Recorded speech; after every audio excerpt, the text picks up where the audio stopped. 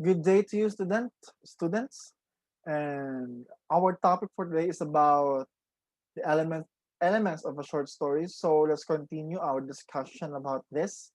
If you want to copy the things on the screen, it's okay. You can pause the video, and if if you don't want, it's your own discretion. If you want to copy, and we are going to finish this. So if you don't understand or if there are things that needs to be clarified, you can rewatch this, or you can message me through posting on our Google Classroom, or just sending an email to me. Okay. Now, again, if you have questions, if you have some things to clarify, just comment down or just post it on our Google Classroom. Now, let's begin. So, our topic is about the elements of a short story. So, we have here the setting, which shows or indicates the time and the place where the story has taken. Okay. So we also have the characters here. It can be people or humans, it can be animals or even creatures in the story. So basically they are the ones who are taking the roles in the story. So we also have here the plot, which is the events that happens or that make up a story, and the conflict which the story revolves. It is the problem or the struggle between the people or the things. It is basically the goal or the challenges in the story. So let's talk about uh, the setting. So the setting describes the the story again, the time and the place where the story happened. It helps us to understand more about the story because it builds the background, the images that we can see in our minds, even if the image is not provided. So the details it contains or describe is the time of day, the year, or the history in the place, the scenery, how the place looks like, the weather, and its location. We can also use our five senses to give a more vivid description of the setting. So a good setting helps the reader visualize the place in the story. Just like what I've said, it helps us build an image in our minds without us having a picture. Okay. So a good author includes description. So it must be well described for us to have a clear and vivid image in our minds about the setting. Now we can use the sense of sight, sense of smell, the taste, and the feel, and even the sound. So we already talked about this, so let's move on. Let's talk about the characters. So every story needs characters. So it can be humans or people, it can be animals, or it can be creatures or fictional characters. So we have here two kinds of protagonists. I mean, characters, the protagonist and the antagonist. So we can see in the picture here the the main characters of their respective stories, like Shrek, Spider-Man, even Harry Potter, and Edward of Twilight. So these guys or these characters are called protagonists. This basically they are the good guys and the main character. So they have the main roles in the story. And we have here also the antagonist, is which is the bad guys, the bad force, or the villain in the story. Again, we have here the protagonist and the antagonist. Now, there is a so-called characterization. Characterization is the way which an author shows the personality of a character. So, uh, every character has his own uniqueness and distinction. So they have their own personality. They have their own characteristics. Like, for example, uh, uh, what they call this? For example, let's talk about Superman. So, what are the characteristics of Superman? He is a good guy. He has powers, and he is buff, and he wants to help people, right? So that's his personality and characteristics. So that is his characterization. And characterization is a technique writers use to make characters come to life. So it gives life. It gives a more it makes a character a person. Okay? So that is basically characterization.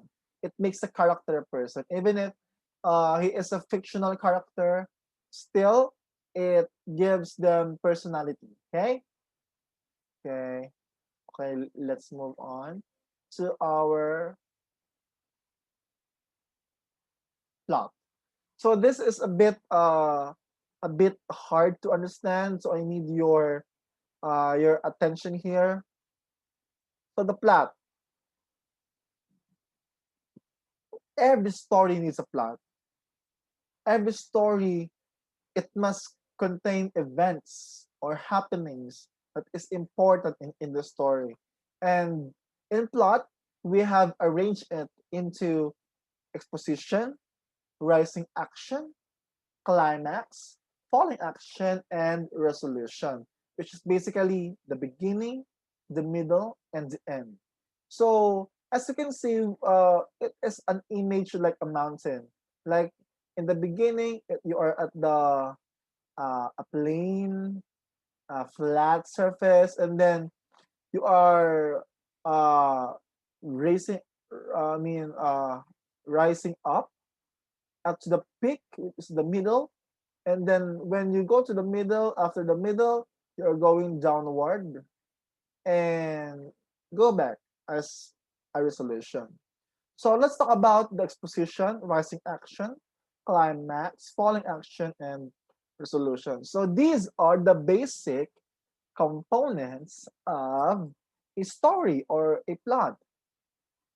So exposition is basically the start or the introduction in the story. So there's no what they call this.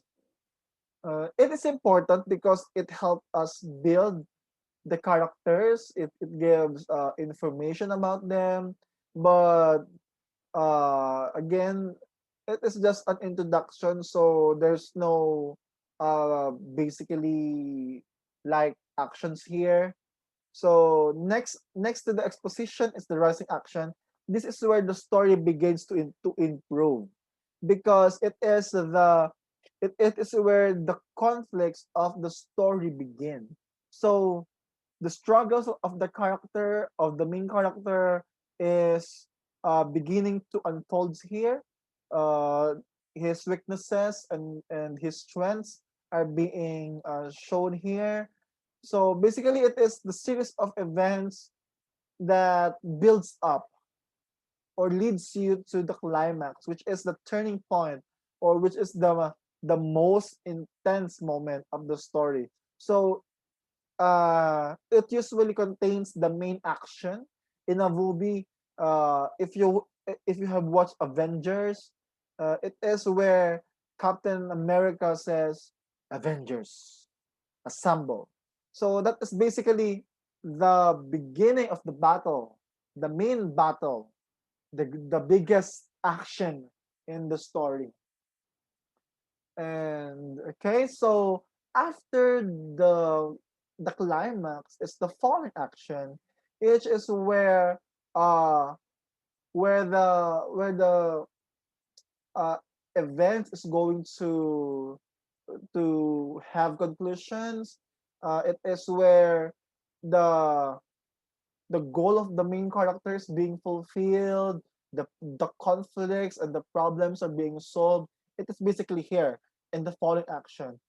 And the resolution is, yes, it is the end. It is where the main character achieved his goals or her goals in the story.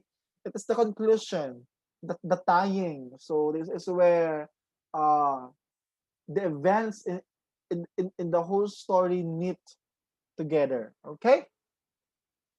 So the climax is the most exciting part.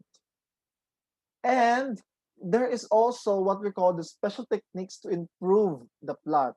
So we have here suspense, we have flashbacks, we have surprise ending, and the foreshadowing. So most of these two, suspense and flashbacks, are the most used in the Philippine